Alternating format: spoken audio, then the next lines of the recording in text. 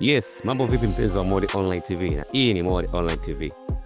Leo Watanzania wako kwenye shangwe na furaha zaidi. Kumbuke leo Tanzania ameweza kutoka sare ya goli moja dhidi ya Tunisia, na akimaliza kundi nafasi ya 3 akiwa na pointi zake 2, lakini nafasi aliyoipata ni kufuzu hatua 16 bora. Ameweza kufuzu kama best loser katika zile timu 4 ambazo za best loser, basi Tanzania akiwa ni timu ya 4 kabisa ameweza kufuzu hatua inayofuata. Haya ni maendeleo kwa timu ya taifa. Timu ya Tanzania ni mara ya kwanza toka washiriki michuano AFCON. Hii ni mara ya kwanza wanafuzu hatua ya 16 bora, lakini wanafuzu wakiwa hawajawahi kupata ushindi wote. Kumbuka pia timu ya Mali iliweza kufuzu hatua ya 16 bora ikiwa haijapata ushindi wote, ikiwa na pointi 3. Tanzania leo wamefuzu wakiwa na pointi 2 baada ya kuwa nafasi ya 3 na kupita kama best loser.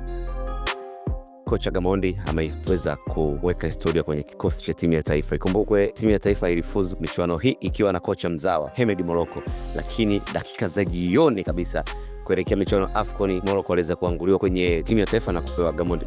Maswali yalikuwa mengi, wengi walikuwa wanajiuliza imekuaje, why Gamondi? Lakini toka Gamondi amekichukua kikosi cha timu ya taifa, kila mtu ameona mabadiliko na the way timu inavyocheza na ameweza kuipeleka hatua ya 16.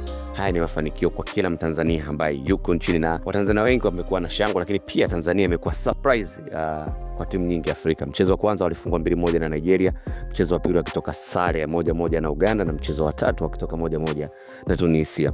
Mchezo ambao unakuja sasa, Tanzania atacheza tarehe 4, anaenda kukutana na hosti wa michuano ya AFCON. Hapa nazungumzia Morocco. Tumekutana mara nyingi sana na Morocco, timu ya taifa, tukipoteza michezo mingi, lakini hii ni nafasi kwa timu ya taifa. Kila kitu kinawezekana. Mpira ni dakika 90. Tanzania vs Morocco tarehe 4 Januari. Ndani ya mwaka mpya, siku 3-4 mbele tunaenda kukutana na Morocco. Utakuwa ni mchezo wa aina yake, kwa sababu hata Morocco pia watajipanga, kwa sababu wanaenda kukutana na timu ambayo wameiona the way inavyocheza imebadilika kimbinu kuanzia wanapocheza. Tumezoea timu ya taifa ikiwa na majina haya, lakini toka Miguel Gamondi amekikamata kikosi hakuna Mtanzania ambaye ana hofu na Miguel Gamondi. Mungu ibariki Tanzania, Mungu ibariki Taifa Stars. Hii ni sauti ya mamlaka kutokea Modi Online TV. Cha muhimu usisahau kusubscribe, kulike na comment.